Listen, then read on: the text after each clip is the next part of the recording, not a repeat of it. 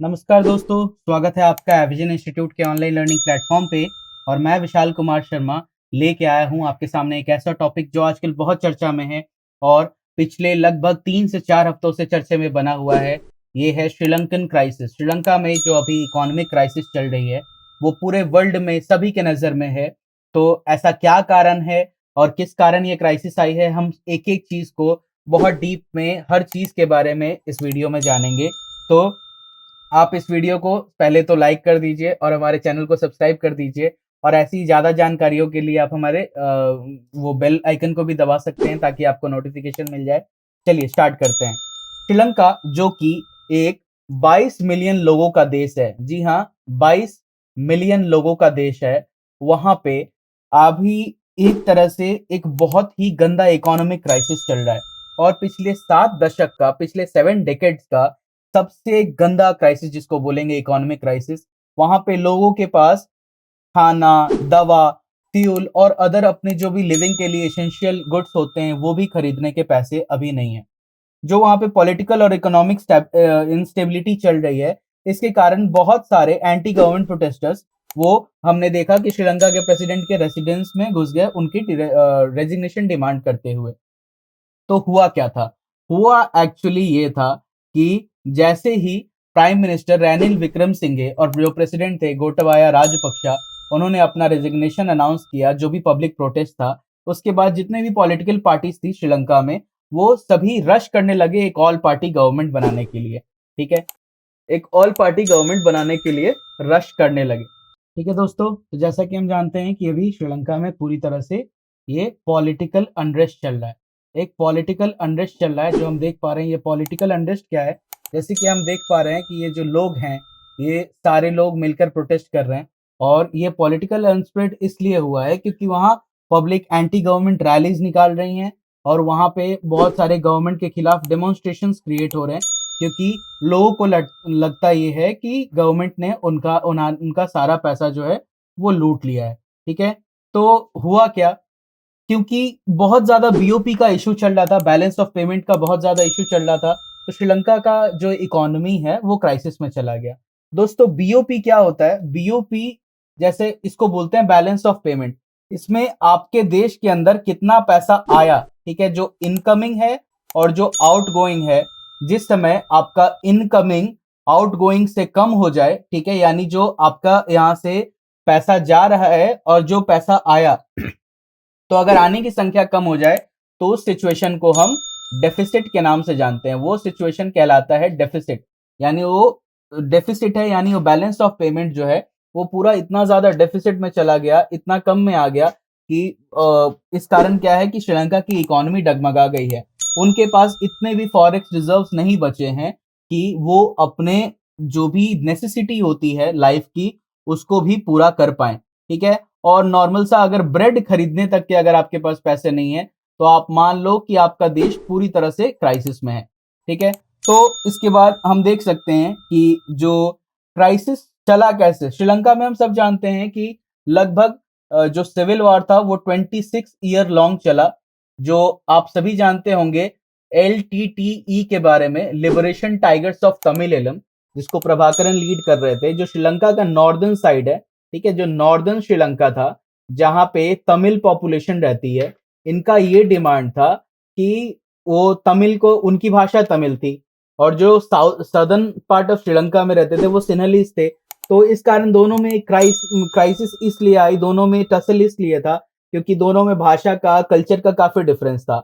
ये जो नॉर्दर्न श्रीलंका में तमिल्स थे, इनको ब्रिटिश वहां पे टी प्लांटर्स के तौर पे जो भी मजदूर को लेकर गए थे वो वहां पे सेटल हो गए। ठीक है? तो ये जब 26 साल की जो ये क्राइसिस खत्म हुई ना, तो उसके बाद श्रीलंका का जो जीडीपी आया वो काफी स्टेबल हुआ था शुरुआत में। हम इसके बारे में आगे देखेंगे। और जो हम देखते हैं कि श्रीलंका में जो क्राइसिस है वो किस तरह की है अभी फिलहाल, तो हम देख सकते हैं कि श्रीलंकन रुपी है वो अपना वैल्यू का एक तरह से 80% अपना वैल्यू खो चुका है। ठीक है? 80% से भी नीचे आ चुका है। फूड प्राइसेस जो हैं वो ऑलमोस्ट 50% से इंक्रीज कर गए हैं। फूड प्राइसेस 50% से इंक्रीज कर गए हैं। और वहां पे जो टूरिज्म है, जो वहां का सबसे ज्यादा इनकम देने वाला जो सोर्स होता है, ठीक है, वो भी काफी कम हो गया है इस कोविड पैंडेमिक के कारण। तो कोविड ने भी तगड़ा नुकसान पहुंचा दिया श्रीलंका को। उसके बाद जैसे कि अभी हम बात कर रहे थे, ये 26 साल वाला जो सिविल वॉर खत्म हुआ, तो श्रीलंका का जो पोस्ट वॉर जीडीपी ग्रोथ था वो काफी स्ट्रांग था। वो ऑलमोस्ट 8 to 9% पर एनम चल रहा था। जैसे कि हम देख पा रहे हैं कि 8 to 9% पर एनम था, और ये 8 to 9% से ये लोग ग्रो कर रहे थे 2012 तक। इस बीच में हम जैसे जानते हैं कि जो ग्लोबल फाइनेंशियल क्राइसिस भी आया था 2008 में, तो वर्ल्ड इससे अभी उभर रहा था। तो हालांकि श्रीलंका को इससे कोई फर्क नहीं पड़ा, उल्टा उनकी जो इकोनॉमी थी वो अच्छे रेट पे इंक्रीज कर रही थी। लेकिन जैसे ही ग्लोबल जो इकोनॉमी है वो एक तरह से, जब आप कहें, स्टेबल हुई और वहां जो प्राइसेस हैं वो डिक्रीज होने लगे, तो श्रीलंका का एक्सपोर्ट स्लो हो गया। क्योंकि जिस दाम पे आप श्रीलंका से माल खरीदोगे, अगर उसी दाम पे आपको अपने देश में माल वो मिल जाता है, और तो आप उसे क्यों खरीदोगे। तो श्रीलंका के एक्सपोर्ट्स को भारी झटका लगा, उनमें भारी कमी आई और इंपोर्ट्स धीरे धीरे बढ़ने लगे। और 2013 के बाद इनका जो एवरेज जीडीपी ग्रोथ रेट है वो नियरली हाफ हो गया। मतलब बिल्कुल एक तरह से जो जीडीपी है वो एकदम आधे पे आ गया। ठीक है, इसके बाद बजट डेफिसिट, इनके यहाँ बजट डेफिसिट भी बहुत ज्यादा हो गई, क्योंकि एक तो इनके यहाँ फॉरेन एक्सचेंज का रिजर्व जो था वो भी, जब 2008 में जो इनके यहाँ सिविल वॉर चल रहा था, तो और जीएफसी जो ग्लोबल फाइनेंशियल क्राइसिस आया, तो श्रीलंका को उस टाइम पे $2.6 बिलियन इंटरनेशनल मॉनेटरी फंड यानी आईएमएफ से बोरो करना पड़ा।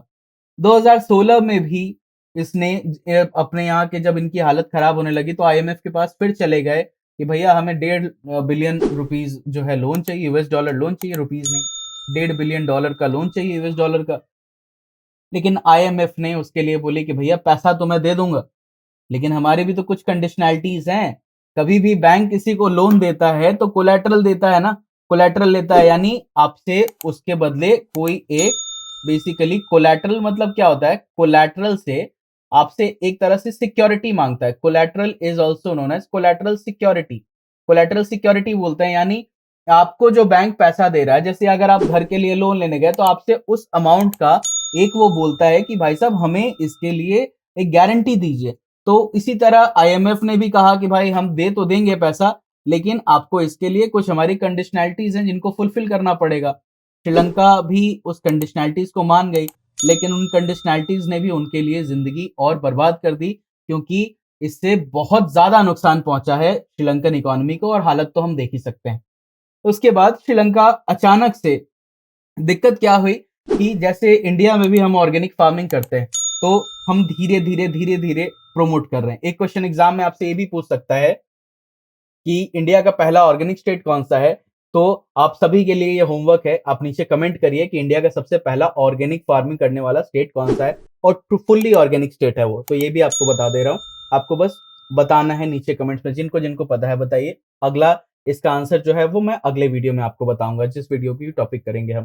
ठीक है, तो श्रीलंका में अचानक से ऑर्गेनिक फार्मिंग को प्रमोट किया जाने लगा, और इस कारण फर्टिलाइजर के इंपोर्ट्स पे पूरी की पूरी तरीके से बैन कर दिया गया। ठीक है, और ये अनाउंस किया गया कि श्रीलंका इंस्टेंटली स्विच कर जाएगा और पूरा का पूरा 100% ऑर्गेनिक स्टेट बनेगा। श्रीलंका पूरा का पूरा 100% ऑर्गेनिक फार्मिंग वाला स्टेट बनेगा। ये जो अब्रप्ट स्विच था, ये जो अचानक से जो स्विच कर गया श्रीलंका, इस कारण क्या हुआ कि फूड प्रोडक्शन पे नेगेटिव इंपैक्ट पड़ा। क्योंकि हम सभी जानते हैं फर्टिलाइजर्स का यूज क्या किया जाता है, इसलिए किया जाता है ताकि जो फूड का प्रोडक्शन है उसको ज्यादा से ज्यादा बढ़ाया जा सके।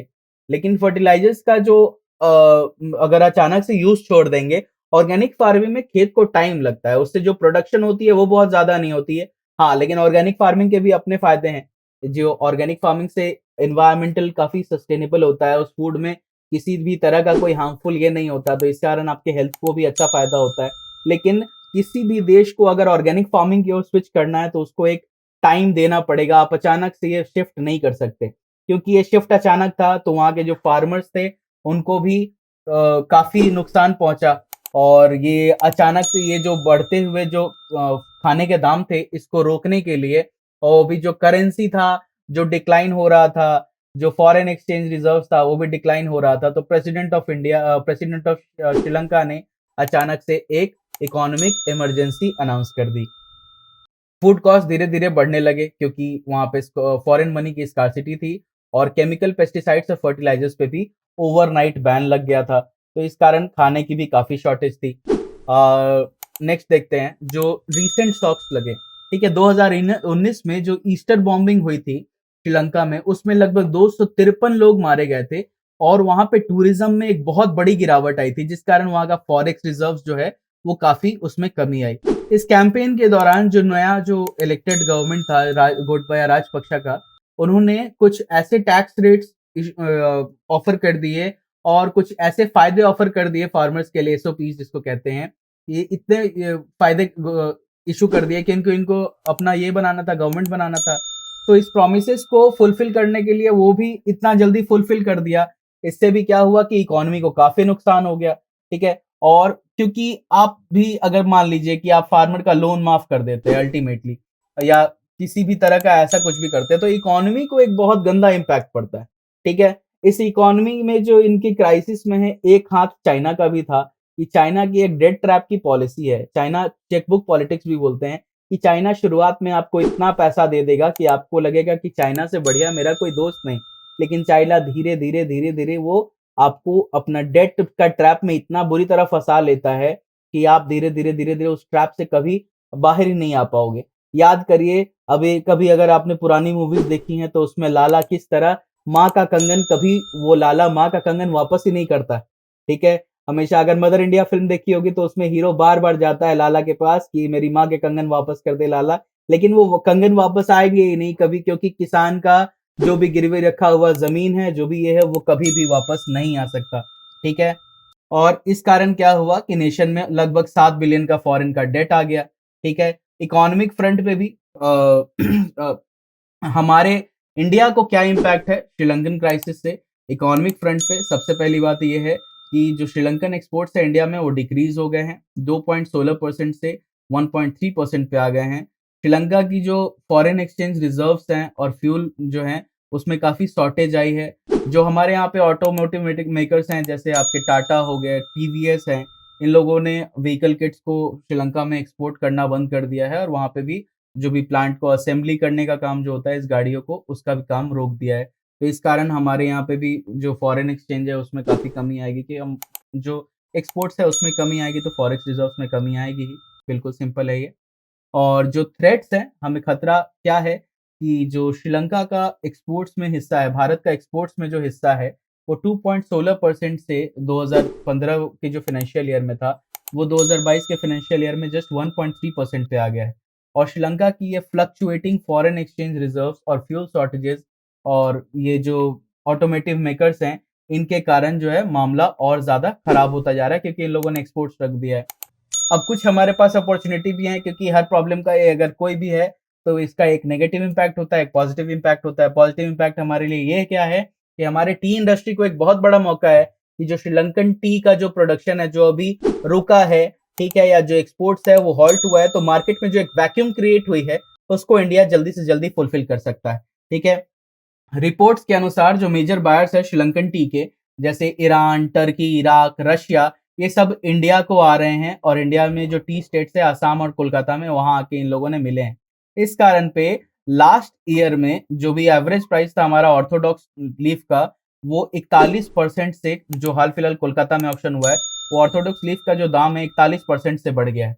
इंडिया के लिए अपॉर्चुनिटी एक और भी है कि क्लोथिंग मार्केट में भी हमारे पास काफ़ी बड़ा ऑर्डर्स है, यूके से, यूरोपियन यूनियन से, लैटिन अमेरिकन कंट्रीज से। ठीक है, तो यहाँ से भी हमारे पास बहुत अच्छा मौका है। इंडिया के लिए हित में क्यों है श्रीलंका को हेल्प करना? क्योंकि इंडिया का एक बहुत बढ़िया स्ट्रैटेजिक रिलेशनशिप है श्रीलंका से। इंडिया इसका काफ़ी फ़ायदा ले सकता है। वो अपना जो भी बैलेंस है, डिप्लोमेटिक टाइज़ है जो, उसको वापस ला सकता है। जो श्रीलंका का स्ट्रिंग ऑफ पर्ल्स का पॉलिसी है, उसको काउंटर करने में Sri Lanka can be the best friend of India. Because Sri Lanka का जो अगर इम्पैक्ट देखें, श्रीलंका हमसे बिल्कुल नीचे सटा हुआ है।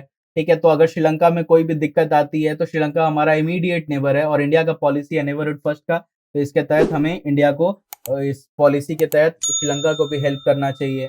और इंडिया हाल फिलहाल फर्टिलाइजर की भी डिलीवरी कर रहा है श्रीलंका को, वहाँ के रिक्वेस्ट पे, कि इसी तरह से बायलैटरल जो रिलेशंस है उसमें एक पॉजिटिव मूव आए। और हम लोग डेमोक्रेसी को प्रैक्टिस में, श्रीलंका को क्या करना चाहिए इस क्राइसिस से रिजॉल्व करने के लिए? सबसे पहले उनको डेमोक्रेसी प्रैक्टिस में लानी चाहिए। वहाँ पे मिलिट्री का जो इंटरफेरेंस है वो कम लाना चाहिए, गवर्नमेंट को ज़्यादा से ज़्यादा डेमोक्रेटिक सेटअप में लाना चाहिए। इंडिया नेबरहुड पॉलिसी सपोर्ट करता है। जो इंडियन बिज़नेसेस है, बिज़नेसमैन जो है इंडिया में, वो कोशिश करना चाहिए कि वो सप्लाई चेन ऐसा क्रिएट कर पाएँ, जो श्रीलंका और इंडियन इकोनॉमीज़ को लिंक कर पाए, ताकि variety of products and services जो हैं, जैसे नेसेसिटी से लेके आईटी सर्विसेज़ तक, सब हम श्रीलंका को एक्सपोर्ट कर पाएँ और श्रीलंका को हेल्प कर पाएँ, इस क्राइसिस से उभरने में। श्रीलंका और क्या कर सकता है? श्रीलंका आईएमएफ जा सकता है, वहाँ से बेल आउट लेने के लिए, वहाँ से लोन ले सकता है, तो बेल आउट हो जाएगा, ठीक है? और जो न्यूली रिन्यूड है $1 बिलियन का लोन फैसिलिटी, और 40,000 टन ऑफ राइस भी हम लोगों ने इंडिया को सप्लाई किया है, श्रीलंका को सप्लाई किया है, इंडिया ने श्रीलंका को सप्लाई किया है, सॉरी। तो ये भी है, तो इसी के लिए मैं आपको यहीं पे धन्यवाद कहना चाहूँगा। अगर ये आपको वीडियो पसंद आया है, तो इस वीडियो को ज़्यादा से ज़्यादा लाइक करें, हमारे चैनल को सब्सक्राइब करें और ऐसी ही ज़्यादा जानकारी के लिए हमसे जुड़े रहें। Thank you.